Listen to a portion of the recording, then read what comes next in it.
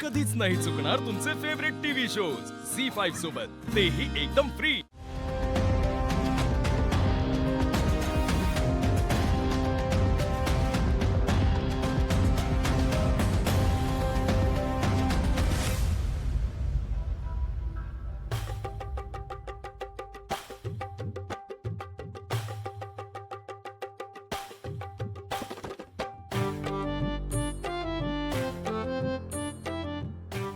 कुठे गेली?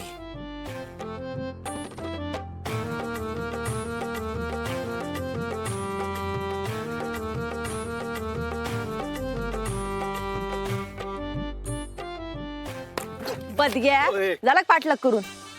ऐकून घे जरा तू माझं इथं जरा। तुला काल काय सांगितलं होतं मी? तुला कळत नाही? एकदा सांगितलं होतं ना माझं पाठलाग करायचं नाही म्हणून? अरे बदग्या, तुझं काय वय का पोरीच्या मागे फिरायचं? काल तुला सांगितलं होतं ना माझ्या मागे येऊ नको म्हणून? इथं ना कोणाला विचार दीपा काय चीज आहे, तुझ्यासारख्या उंड्याला कसं सरळ करायचं ना मला चांगलं माहिती आहे। अगं काल आपलं बोलणं अर्धवट राहिलं होतं, तुझा काहीतरी गैरसमज होता, माझं ऐकून तू तरी। काय बावळायस का रे? तुला कळत नाही का? कालचा अजून नाद आहेस का डोक्यात? अगं ऐकून लांबून बोलायचं। बघ, इन्स्पेक्टर अर्जुन वर्षा विनायक कदम, सिनियर इन्स्पेक्टर मी कोथरूड पोलीस स्टेशनचा, 3 स्टार आहे तिथं। ही वर्दी खरी आहे, नाटकातली नाही। ऐकून घे की मी काय म्हणतोय ते एकदा। बाबू ऐक ना, सॉरी बरं का, चुकलं माझं। असं नाही. माझं नाही काय चुकलं, तुमचं पण नाही काय चुकलं। तुम्ही काम मी दादाने काय केलंय का? नाही नाही नाही, कुणी काय नाही मग केलं, कोण माझं काय ऐकून केलं? घे, तुम्ही ऐकून घे, कशाला तुला मागे मागे येताय माझ्या? अगं मागे नाही, ऐक हळू हळू हळू हळू। तिथे बस तू। नाही नाही, नको नको। बसून बोलू ना आपण, बसून बोलू। ये ये ये ये, मी जातो पुढे, ये। बाबू 2 मिनिटं बसून बोलू। नाही काय नाही, ये बस हळूहळू। अगं हे बघ दीपा, तू ऐकून घे। हे बघ, मला जर तुला त्रासच द्यायचा असता तर मी आतापर्यंत दिला असता ना। मी असं शांत बसलो असतो का? मी तुला काल तरी त्रास दिला का? मी तुला आज तरी त्रास दिला का? हा, मग आता काय म्हणजे काय म्हणणं आहे? ऐकून घे मी काय म्हणतोय ते। हे बघ,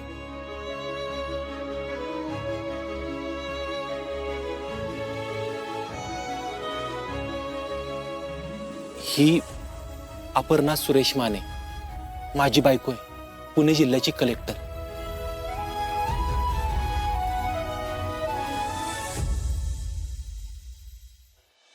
यो साहेब, नका आता मस्करी करू। तुम्हाला आता माहिती आहे मी कुठून आले? आमचं वडापावचं गाड आहे। ऐक ना, तू 2 मिनिटं काय म्हणली होतीस की बसून शांतपणे ऐकतो म्हणली होती का नाही? मग ऐक, हे बघ, ही कलेक्टर अपर्णा सुरेश माने माझी बायको आहे।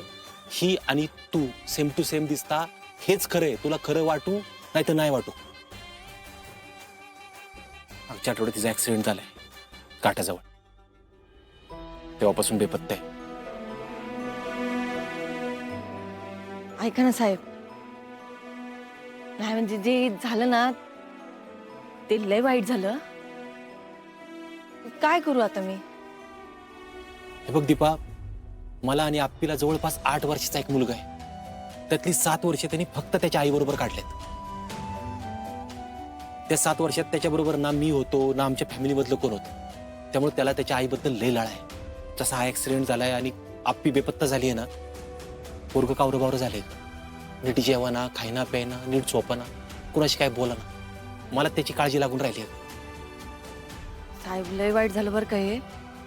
मी ते असले ते मॅडमचं ऍक्सिडेंट झालंय, ते पोराविषयी पण लय वाईट वाटतंय मला। पण मी आता नाही नाही नाही नाही नाही नाही दीपा, अगं आप्पीला ऍक्सिडेंट मध्ये काहीच झालं नाही, मला गॅरंटी आहे ना।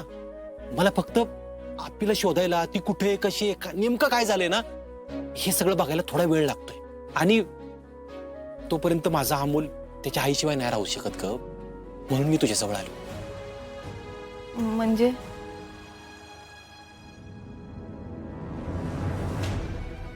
म्हणजे हे बघ दीपा, हे बघ, मी आप्पीला शोधणार आहे, पण तोपर्यंत अमोल समोर म्हणजे माझ्या मुलासमोर आणि माझ्या फॅमिली समोर तू आप्पी म्हणून यावं अशी माझी इच्छा आहे।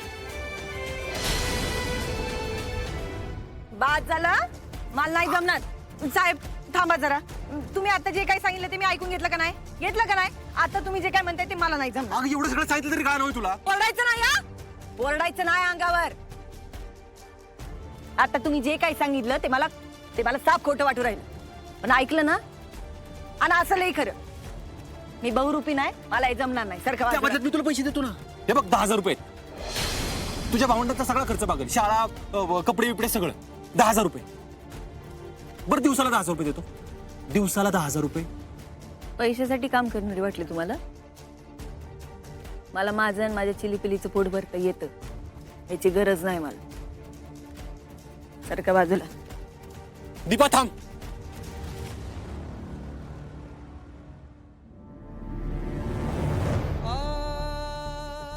तुझ्या भावंडाने एवढा अमोल माझा. त्याची आई बेपत्ता झाली ना, जिवंतपणी मरतय पोरग माझं रोज. तडफडतय घरी एकटच. कॅन्सरचं ऑपरेशन झालंय त्याच. 2 महिने पण झाले नाही. मी हात जोडतो तुझ्या पुढं. दीपा प्लीज माझी मदत कर. साहेब तुमचं सगळं कळतंय मला, पण तुम्ही दुसरा मार्ग शोधा. ए काय लावलं रे?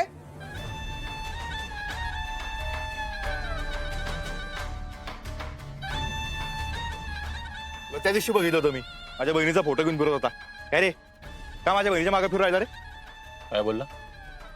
परत बोल.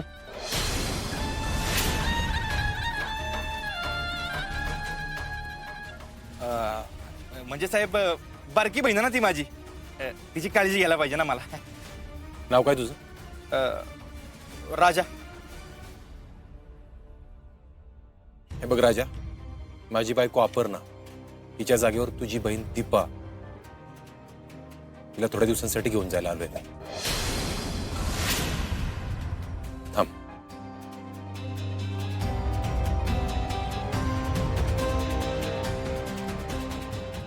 ही माझी बायको अपर्णा सुरेश माने. हुबेहूब तुझ्या बहिणीसारखी दिसते. तुम्हाला विश्वास नसेल तर टीव्हीवर बातम्या चालू आहेत. कलेक्टर अपर्णा सुरेश माने अपघातात गायब झाले त्याची. तुम्ही बघू शकता. हे बघा, माझा लहान मुलगा आहे घरी. त्याच्यासाठी मला तुमच्या दोघांच्या मदतीची गरज आहे. त्यासाठी मी तुम्हाला पैसे द्यायला तयार आहे. आणि बघा, हे पैसे मी तुम्हाला देतोय म्हणजे मी तुम्हाला विकत घेतोय, नाही तर तुमच्यावर उपकार करतोय असं नाही. माझ्या या अडचणीच्या काळात तुम्ही मला थोडीफार जी काही मदत कराल ना, त्याचा मोबदला म्हणून मी तुम्हाला हे पैसे देतोय. प्लीज तुम्ही समजून घ्या. मला या अडचणीच्या काळात मदत करा. हे बघा, तुमची भावंड आहे ते पण माहिती आहे मला. त्यांना कसली कमी पडून देणार नाही मी. ना पैसे, ना खाणं पिणं, ना शाळेचा खर्च, ना कपडा लत्ता, कसलीच.